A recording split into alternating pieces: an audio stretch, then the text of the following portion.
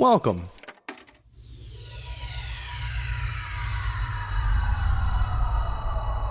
to Arcade Audio. Ladies and germs, and welcome to chill. It's hot ball. The weather outside is frightful, but the fire is so delightful. Since there's no place to go. Oh, this is on you now. Then we watched Santa Buddies movie. Also, I don't know if you'll recall or not. I believe you've used the phrase like Dilettante ball for our Halloween episodes too. It's very multi-purpose. What's a Christmassy thing that? Oh no, there's nothing. Like Jingle Bell, Dilettante Ball. It's always in that Dracula voice. Dilettante Bell. Yeah, we'll get him next year, buddy. Jingletante Bell. Jingletante Ball. I'm Johnny. I'm Spencer. Here on Dilettante Ball, we go to Wikipedia. We click random article. We talk about it. Yeah, except for this time. Yep. It's as is Christmas tradition.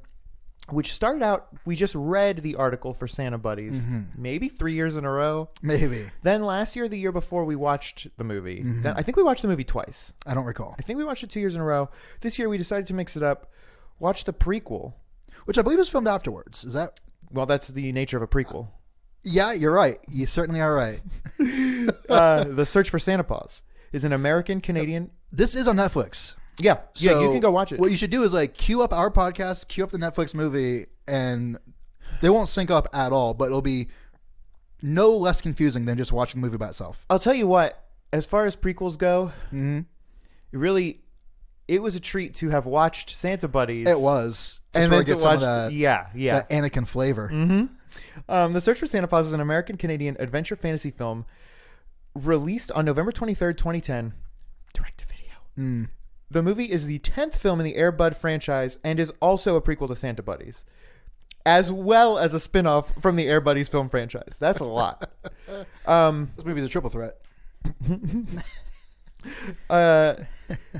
God. So I guess I'll just read through the plot and we'll as we comment as we get there. Sure. And already 3 words in, I do have a comment.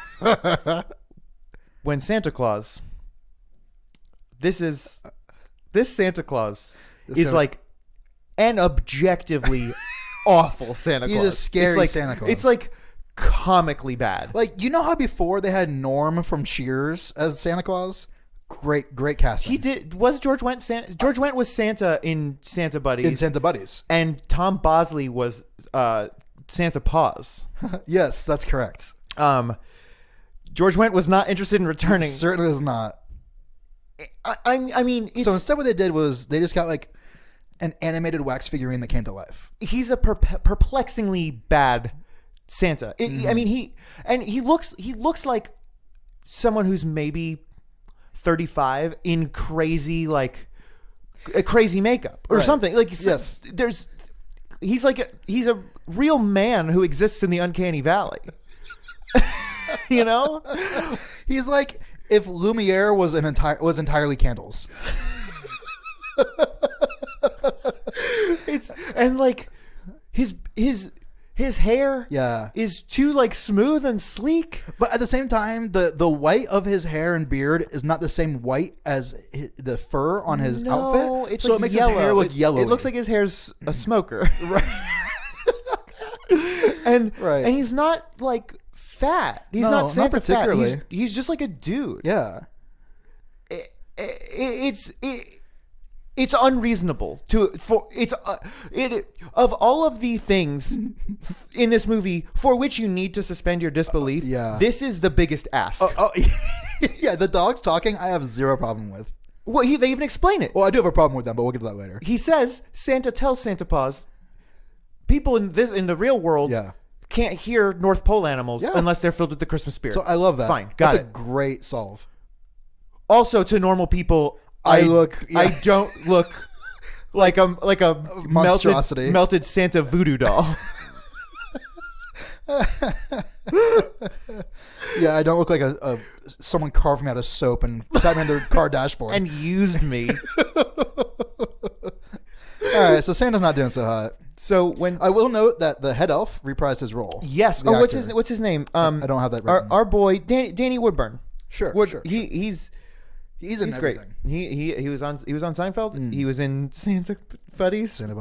Yeah. So when Santa Claus Also, there's like 2 songs in this whole movie, and Santa just gets one immediately, and it was very strange. it was, and also right away. Well, this is actually even starting after the beginning of the movie. So maybe Okay. Hey, Mrs. Claus says that, they've been married for 1,600 years. yeah, that's wild. It's crazy that you just put a number on it. And the Earth's been around for 6,000 years, and Santa Claus has been here for 1,600 of them. And such a Outrageous. strange choice of years. Not 2,000. Right. Not 1,500.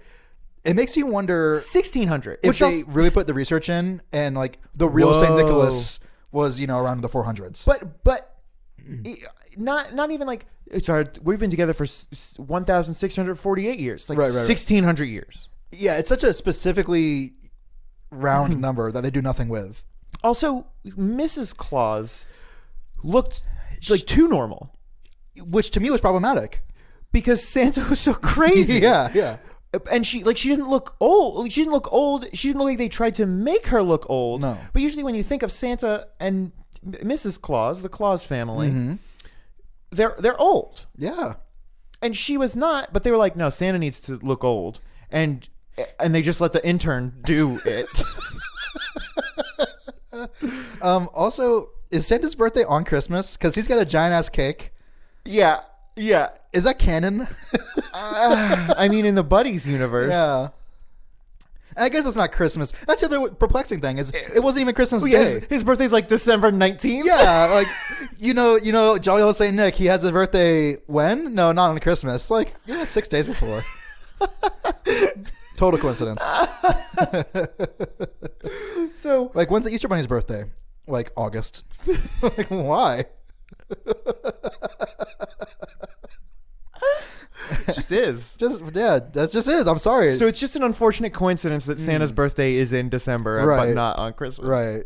So ironic. Like, he never gets any gifts for his birthday, just Christmas gifts. So the movie starts.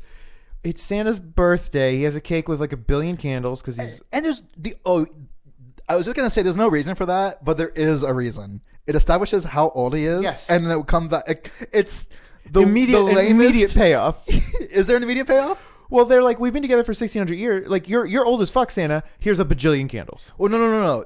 The lamest Chekhov's gun of all time. Because much later on. Oh, sure. I'll get to it. Just remember how old he is, because it's going to come back later for no reason. So the movie starts with this, and He could have been like 105, and it would still have the same amount of consequences that we find later. so the movie starts. The elves give him a present. That's right, they do. Which is a stuffed dog. It looks like shit. It does. It doesn't. I mean, I guess they couldn't do like a taxidermied real dog. That'd be crazy. So it's just like. But they couldn't go to like KV Toys and get like a good dog. What it looks like is it's the quality of stuffed animal that would be in a claw machine. Yeah. And it's Just very stiff, shitty looking. it's a dog. It's a dog. So then they decide to take it to the Christmas icicle. For some reason, the North Pole is an icicle-based society. Everything revolves around this icicle, and this icicle is it fluctuates so much. It's a volatile icicle. Well, you may recall in Santa, was it the Snow Buddies? No, Santa Buddies. Santa Buddies, excuse me. Snow Buddies. Well, real quick, has nothing to do with Christmas. Sure. And also, we almost watched it and then found out that five dogs puppies died while making the movie. So we said no to Snow Buddies for now. Yeah.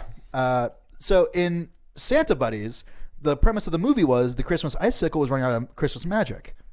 Yes. So now, though, we're in the prequel, and that icicle is like locked and loaded, and it's dispensing all kinds of magic, which every time they use the Christmas magic, I'm like, you fools. Well, also later in the movie, they need to use the Christmas icicle for something, but Santa's like, the icicle is working at max capacity because it's Christmas time, so there's no magic to spare. Like, I mean, there's only so much. you need to stock up during the year or something. Maybe don't use your icicle to bring stuffed dogs to life because there are real dogs. Yeah. In a movie where adoption is such a big theme, why are you birthing a dog into this world, dude? my God. So they bring the stuffed dog to the Christmas icicle and bring it to life. Sure. Immediately Santa falls in love. Right. And says, we're going to be friends for eternity. Jeez, man. What a burden. And then there's a lovely montage with like the craziest song. I don't even remember. It was just like, you and me, friends for eternity. and the montage is so shitty. It's like so the dog looks miserable. It's the montage that you would make in something to make fun of montages. Sure. It's like everything that happens, it's like everyone is literally standing still, not doing anything. Then it cuts to the dog who's just like rummaging through packages or something. Then it cuts back to them like still standing still, then they react. It's like it's unreal. Yeah, totally. So anyway, then Santa gets a letter. Yeah. Santa gets a letter from an attorney. Which he promptly reads out loud on like the warehouse floor. Oh, I also like they're showing all the elves like making toys and stuff. Yeah. Then it cuts to like dogs like also making toy, but like pushing the pedals of an old timey sewing machine. It's just like a weird dog sweatshop. It absolutely seemed like a dog sweatshop. Anyway, it absolutely did. So Santa gets a letter from an attorney. It says, "Your friend, Mr. Hucklebuckle." Which can we talk about the name Mr. Hucklebuckle? There's no reason for that. No. There's no reason for that. I mean, and it constantly keeps coming back. There is no. It's not even like a holiday name. No. Like Mr. Jingle Jangle would have made so much more sense. I would have liked Mr. Jingle Jangle. But the reason they didn't is because that is, of course, the drugs that the ghoulies sell on Riverdale. Yeah, so they don't want to have that contamination. So it says Mr. Hucklebuckle died. He owned a toy store. Should we know who Hucklebuckle is? Was he in another? No, because he was dead by the time. But this is a prequel. He was dead. That's we have no knowledge of Mr. Hucklebuckle. How are you going to introduce this character that, you know what I mean? Like, we need a prequel. We can only hope and pray. God, I hope. So Santa goes to New York to pay his respects? Yeah, sure. Which I was thinking about this. It's funny how like Halloween happens in like New England, and Christmas happens in New York. Like, wow, yeah, you're totally right. That's it. Yeah. For no reason they go to New York. No, there's no reason. So anyway, other than to like fly by the Statue of Liberty and be like, look at that big beautiful lady. It's like, well, all right, America rules, I guess. Look at that sexy freedom broad. Right. I feel like they mention it like multiple times. Like, like Santa's like, when the big green copper lady sings, you know it's freedom, baby. So anyway, Santa has to go to New York to pay his respects to his dead friend, Mr. Hucklebuckle, who was a wonderful ambassador to like Christmas spirit or something like that. Sure, I guess. So anyway, this is where the plot summary starts. Right. When Santa Claus travels to New York City and gets hit by a cab. Okay, so we're not there yet. Okay. Yeah, so much happens before that. That's like 20 minutes in. The first like 20 minutes of the movie are like establishing all of the plots. Yeah. But so poorly. Really poorly. Like, and it cuts so quickly that at one point it cuts to someone who just we'll get to these characters, but it just cuts to someone who says like, "Where's Will?" And then it just cuts away from it. That's like the whole thing. And it's like, well, you know, it's the audience surrogate, because the audience is thinking, "Where's Will?" You know, so I was just thinking, "Who's Will?" Anyway, so this is a Tim Allen Santa Claus sort of beginning, but Santa Claus makes it. So, but I guess before that, we cut to the Hucklebuckle store, the toy store, which Hucklebuckle's Wonder Shuckle. So there's like a young couple, maybe like late 30s. A Hucklebuckle couple. But they did change their name to Huckle for no reason. The man just because he doesn't have the Christmas spirit is the thing. Yeah, He's a grumpus. He's an LA grumpus visiting his dead grandpa's toy store in New York. That is true. So these grumpuses are like wandering through and like, wow, like blowing the dust off of shit. And this black guy comes in who I have seen before in other movies. He's probably the most famous person on the cast. And you're mentioning his race for a specific reason. I am mentioning. Well, first of all, he's the only black guy in the entire movie, I think. Well, unless you count one of the dogs. Yeah, unless you count the racist dog. Yeah, which I will get to that racist dog in a minute. But so this magical black man appears, and his name is Bill Cobbs in real life. Is he the lawyer? The lawyer? Oh, the one that dies? Or the one that sends the letters to Santa? Yes. Maybe. My impression was that he was the attorney because he's like telling them their inheritance. Maybe. So I think that he that's the connection lawyer. there. Yeah. So, but he should. This is a side note. This is the man. This actor is the man who played the basketball coach and retired basketball player Arthur Chaney in Disney's Air Bud. No way. Yeah. Yeah. Is he? He is not, to my knowledge, the same man, but he does play another role in the movie, and that will be a recurring theme in this movie. Half the cast were in other Air Bud or Buddies movies As different characters. Including the little girl who you haven't got to yet. She's been in all 3 of the Santa Buddies movies. I thought she was familiar. And she's played 3 different characters in each one. What would happen in the Budiverse if these characters met? I want to see that. I would love that. I would love that so much. She looked very familiar, and I did not do the research like you did. I'm glad you did. I have to. I have to. We'll get there. And I'm worried that what we're saying is going to be hard to follow for an audience. I know. But the thing is... It's not. We're describing it perfectly for you. It's the same way you feel whenever you try to describe The Room to somebody, and you sound like a crazy person. You have to say, I know I sound crazy, because what I'm describing is perfect. And I'm not... omitting any details. I assure you, we're doing a very good job. All right, so the Huckles, the LA Grumpuses, are wandering through the shop, and this man shows up and says, "Oh, nice shop. You need to turn a profit though on this store." Well, he says, "What do you want to do with it?" And the Grumpus says, Mr. Huckle says, "We're gonna put it on the market." He's like, tomorrow. He's like, we're gonna sell it and get back to our fast-paced LA lifestyle. He may as well have said those exact words, because they made it a point to really nail home. He says this "Make America Great" style fucking. I'm a CPA with a full deck of clients. That's a direct line. Yeah. I can't be in this toy store. I have accounting to do in December. Right. I have a real human life in real world place, LA, USA. Heard of it? And so Basketball Jones says, you have to turn a profit or you don't get this shop. And the man says, all right, well, hey, you got it, bub. That's not all he says. He says, so then as the man goes to leave the Bumpuses to their shit, the Bumpuses say, hey, happy holidays. Oh, that's not even what I was going to say, but yes. Okay. So then Bill Cobbs turns around sort of affronted and goes, Merry Christmas. Yeah. And we're like 10 minutes into the movie. So it's like, hey, Jewish people, fuck off. This ain't for you. Yes. No, Johnny, I'm sorry. Merry Christmas. I know. It was shitty. It is called Santa Buddies. I don't think they need, or Santa Paws. Santa ain't fucking Christian, dogs. Well, for sure. You know what I'm saying? Like, it's just such a weird stance to take in a movie that is already explicitly a Christmas. You know, it's like, this is a Christmas movie. They're really pushing an agenda with these movies. We don't need to go harder on. My point is, we don't need to go harder on Christmas. This is a Christmas movie. Totally. Yeah. So why are we pushing these agendas? Like, America fucking rules.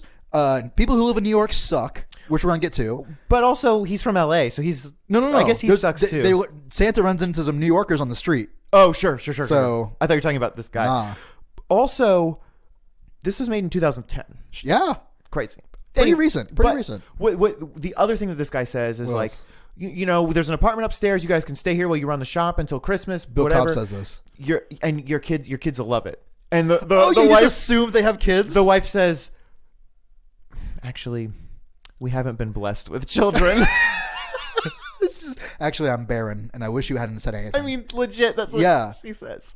And he's like, well, my mistake. Merry Christmas. Right. God, the Christian God, may the Christian God and Jesus Christ bless you. Yeah, for real. I'll see you at Mass.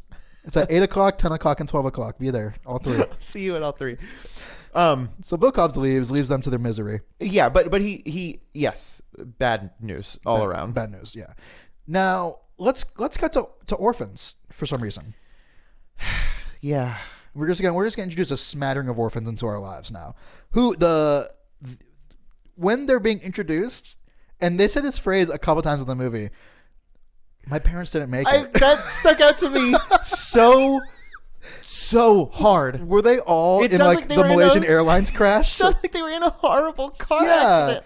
And she I'm sorry, my parents were 9/11. They didn't make it. keeps saying my parents didn't make it. Like every time it comes up, she's just like, they didn't make it. You're right. Like there was some horrible accident that she was witness to or absolutely. experienced. Right. She was in the car with them when it went off the Brooklyn Bridge, and So this main girl, not Grace, Grinkus. I think her name's Grinkus. What is her Olivia, name? maybe? No. I want to say Grace Quinn. But the way everybody kept saying it, I thought they were saying Gwen. Sure. It doesn't matter. A bunch of orphans. They can't speak yet. She gets dropped off at the orphanage by like a social worker Yeah, something like that. Yeah. who's like, "Oh, you're gonna have a great time. You're gonna meet all these kids, and it's gonna be great, and you'll forget all about the terrible mangled tragedy. corpses of your parents." the monkey's paw that did this to you. So she gets dropped off, and the Mrs. Hannigan of this orphanage is none other than Wendy McClendon Covey from Reno 911, Yeah. who plays Clementine. and from she was in Bridesmaids. Yeah. She's done a lot. Yeah. But she's in this movie, and I gotta be honest, she does a bad job. I think she does an exactly right job. I think she was being directed to be the way she was, and she nailed it. Here's the thing. Yeah, I would give you that if we didn't see that star performance from Yes. Christopher Lloyd as Mr. Scrooge That is true. in Santa Buddies. Yeah, that is true.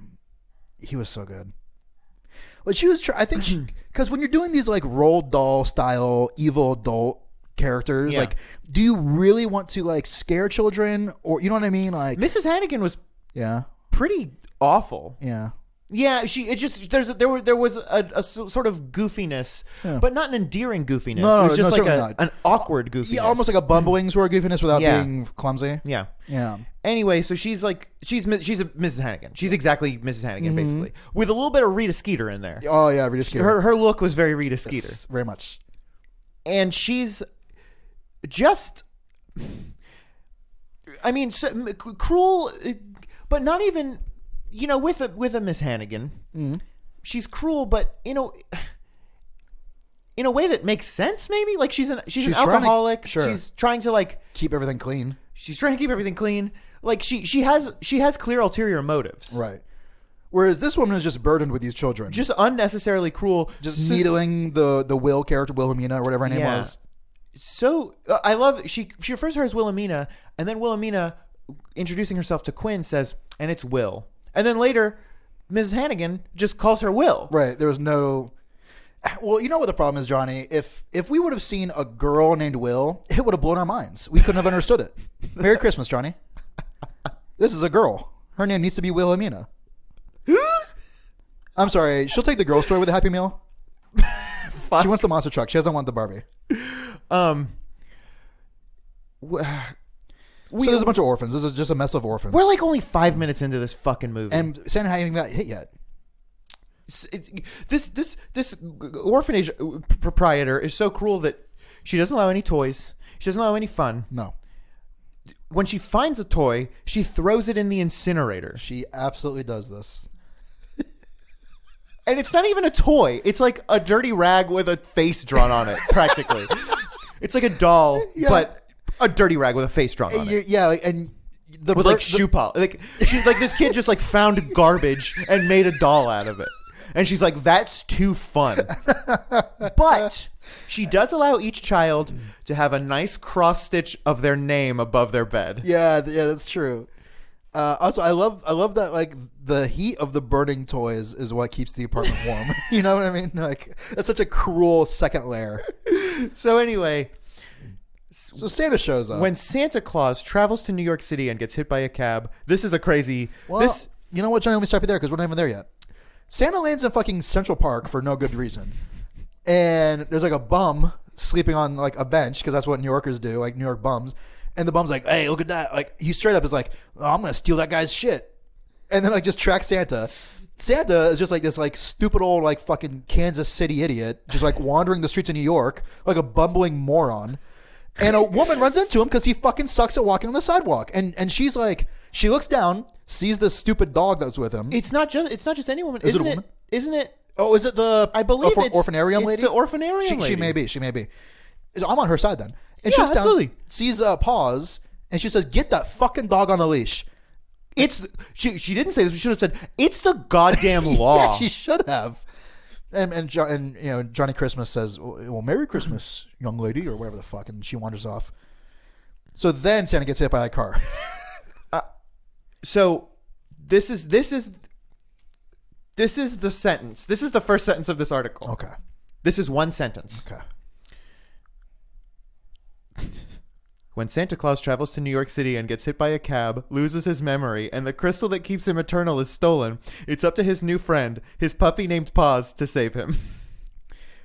So both Paws and Santa Claus wear this magical crystal dildo around their necks. I assume first of all, I think it's more of a vibrator than a dildo. You're right. Second, I think it's part of the icicle. It has to be. In the same way that Princess Peach wears part of the meteor around her neck in the Super Mario Brothers movie that can transport her to the Mushroom Kingdom. Wow, I did not know that. You don't remember that from the movie? No, I forgot it from the movie. It's exactly like that.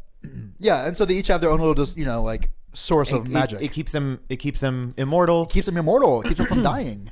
Keep that. Remember that. Yeah. So I guess if a car hits Santa, if he wasn't wearing his necklace, would he have just been killed? Yes. Oh, okay. Do you think?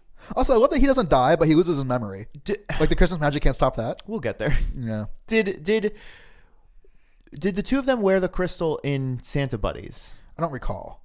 Me neither. Because they weren't really part of the movie. That's true. So whatever. Okay. So Santa gets hit, and then that same bum from before comes up and steals his shit. Yeah, and he's like, I'm a PSA or whatever paramedic. I'm like Yeah. I'm a paramedical guy. Yeah. And every person who lives in New York has the New York accent. Hey, I'm walking here. Has the New York accent from the Australian Pizza Hut commercial, where they have it's like the New York hot dog pizza, and it's Right. like, That's a real. this is really New York City. It's the water. Yeah, it's I did not read this subtext, but this is a very Yeah, you know what real America is? That's Santa Claus is real America. The flyover states are the real America. I'm just fucking realizing this. Before Santa leaves to go to New York, he's in his business wear, his Santa business wear, not his bowler hat and suit red jacket. suit. Before he leaves, Mrs. Claus says, "You forgot something. Your North Pole lapel pin." Yes. Like his fucking American flag pin. Oh, God. I mean, that probably is what it is. Yes. Right? There's no other reason for that. No. It never comes up in the... you don't need it for anything. No. Yeah. These fucking people, man. This shitty agenda. Anyway, Merry Christmas. So Santa lands. He gets killed by a bum or whatever. So Santa wakes up and doesn't know where he is. And so the first thing he does is talk to a little kid, like maybe 12 years old, who has a skateboard with him. And this dude is sending out so many red flags to me. Excuse me, little boy. Do you know where? I need your help. Hey, guess what? In real life, if an old man asks a kid for help, if an old wax man is gonna melt all over your young boy. If a Moldorama of a man that is life size. Well, you know what I mean? Yes. Run, child. They don't need your help. There's nothing a little boy can do to help a full-grown adult. Well, except to tell him to say, hey, take the northbound the North Line. Yeah, the North Line. I'm sure that's a real. I don't live in New York, but I believe that the trains are lettered and not directioned. Take the North one. Take North. There's only 4 trains. That would be like getting on the Red Line in Chicago and just saying, take the North Line. Yeah. Take your pick, UP bud. North on the Metro? No, the North Line on the Chicago Transit Authority.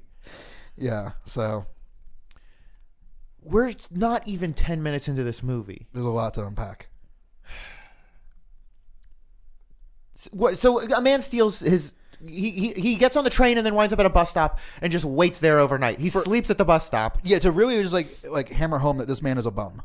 Santa is a bum. And then the real bum, by the way, becomes Santa. He puts on his crystal dildo and grows Vibrator.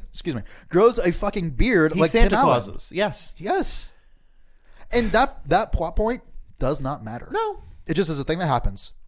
So Santa happens to be asleep outside, right outside Hucklebuckle's toy buckle, and he walks in. Hucklebuckle's Wonder Shuckle. He walks in, and these LA elites, these coastal elites, were trying to get trying to get a Santa for their store to drum up, but foot traffic. The agency laughed in their face when they say tried to get one this close to Christmas. They're all out of Santas. Then the real Santa shows up, no memory, and they say, "Oh, the agency must have found someone. Santa, sleep in this extra room with a bed we have here. You live here now. What's your name?" He says, Bud. Turns to the camera and is like, wink. It's me, Bud. the Snow Bud. Wiser. America's beer. I'm Bud Heavy. So then and then the stipulation, because there's no such thing as a free lunch. Mm-hmm. You can be our Santa if you wear my dead grandpa's Santa suit. I hope it fits. Get in the closet. And of course it fits, and it looks exactly the same as the one that he wore, and he's the Santa now. Yeah, he's the Santa. Let me read a little bit more in this article. Okay. Meanwhile, a young orphan named Quinn arrives at a foster home run by a strict and no-nonsense woman named Mrs. Stout, who does not approve of anything that children love. This is all one sentence still. Toys, Christmas decorations, singing, and even pets. This is a new sentence. She has a furnace, which she uses to burn all the toys, which she confiscates from the girls, who rightfully own them. Because they paid for them with their hard-earned money. They're not taking handouts. They're not taking handout toys. They're earning them. These are bootstrapped. They're making them from the rags that they made themselves. And guess what's happening? Like, big government comes along and redistributes the wealth to all the other little furnaces. Fucking Jesus Christ. Despite the strict rules that she has to respect while staying at the foster home, Quinn eventually befriends the girls, including Janie and Wilhelmina. In order to save... Oh, that's it. So then... Quinn, by the way, is the voice of Tiny, the orphan dog. That's where I from Santa Buddies. Don't care for her voice. Neither do I, and I believe we made it a point to say so before. I think so too. We will see next year she plays another character in Fuck Santa off. Paws 2, Jack Frost. Does Santa Paws 2 take place between this and Santa Buddies? I don't know. Okay. We'll find out next year. So then all the elves and Mrs. Claus, and by the way... Oh, real quick, by the way, here's a fact from her Wikipedia article that I wrote down. When she was this is verbatim. When she was 18 months old, her parents were worried because she was not getting enough sleep. She never stopped singing. Her parents took her to the pediatrician. They found out she just loved to sing. The real actor. The real actor. Help me, doctor. What's wrong? Well, she just loves to sing. Mr. and Mrs. Jones, we've been looking at your daughter's charts, and I don't know how to tell you this, but God damn it, she loves to sing. Get her on the screen. And while we're on the Wikipedia tip, Mr. Hucklebuckle, John Ducey, in real life, Ducey's everyman look had led him to play a perfect boyfriend or perfect dad on several shows. So this motherfucker went to his own Wikipedia page and just typed in how perfect he is. Several shows. No need to get into which ones. Yeah, don't worry about Several. Some weasel words. So there's a lot of a theme throughout this movie is wistful photo viewing. Mrs. Claus is looking at a photo of Santa, wondering where is my horrible, fleshy yet skeletal husband. So our boy Eli says, "All right." Which one's Eli? The main elf, head elf. Head elf is like, "All right, rally the troops. We're gonna find Santa." Yeah. And this is the first, at least that I am aware of, tie-in to Santa Buddies. The magical transformation of the sleigh into a taxi. We see him invent the vehicle that can turn into any vehicle to fit wherever it's going. Pretty good. Which they turn into postal trucks in Snow Buddies, or Santa Buddies rather. Also a bunch of other like racist things. Right, certainly. Real quick, I should point out one of the reindeer who has like 2 lines in the movie is played by Diedrich Bader. Yeah. Yeah. Okay. I don't know why, but the first time a reindeer talked, I was like, what the fuck? Like, I was so shocked because Santa's just like, go this way, Donner. And he's like, sure thing, Santa. Yeah, for no reason. And animals talk in this movie, but still I was like, what in the fuck? We've gone too far. So they go to find Santa in New York. So, then I'll read this part in the thing. In order to save Christmas, Eli and Eddie, the uncanny elf dog, have to go to New York City in order to save Santa and Paws.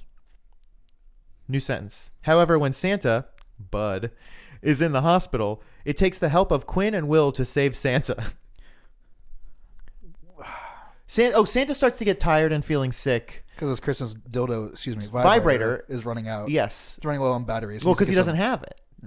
Yeah. And the coastal elite says, well, you better feel good soon because ABC, parent company of Disney who made this movie, would like to interview you. Because you're such a good real Santa. Did he really say ABC? He does really say ABC. Boy, that's good. And I said, this is synergy. This is beautiful. This is America. Corporations are people. Real quick, can we talk about? We need to go back and talk about the good comic relief that we got with some stray mutts that we saw earlier in the movie. Maybe they were actually the first. They were actually the first tie-in to Santa buddies. Yeah. Do we see them? Are they the exact same dogs from before? I don't recall them being in the movie. They are in the movie. They are the racist dogs from Santa buddies. When you see like presents getting delivered all around the world, they're like the elf helper dogs. Ah, okay. I guess only one of them is racist. One of them is racist. One of them is there's a Scottish Terrier who speaks in a Scottish accent. There's a bulldog who speaks with like, hey, I'm a tough like New York like. Even though bulldogs are French and English, you kind of miss the mark, but whatever. His name was T-Money, by the way. Cool. And then there's I don't know what urban dog. Do you know? Not even urban. Do you know what breed this is? Like what real breed? I looked it up. It's like a Puli or something like that. It's the breed of dog whose hair is, I suppose, reminiscent of dreadlocks. Sure. So of course it has a Jamaican accent. Yeah. Also, the dog is black. Well, sure. Yes, total coincidence. Yes. So. Yeah. He's like, hey man. I mean, it's like for real that bad. Yeah. I mean, what are the odds that this dog was voiced by a white person? The odds are very good, but let me pop your bubble. It was voiced by a black man. Okay.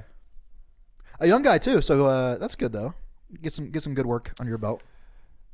Oh God damn it, Jesus in heaven. Christian Jesus in America's beloved heaven where all good capitalists go when they die. Oh, my internet is not working now, and I'm so upset. When you need it the most.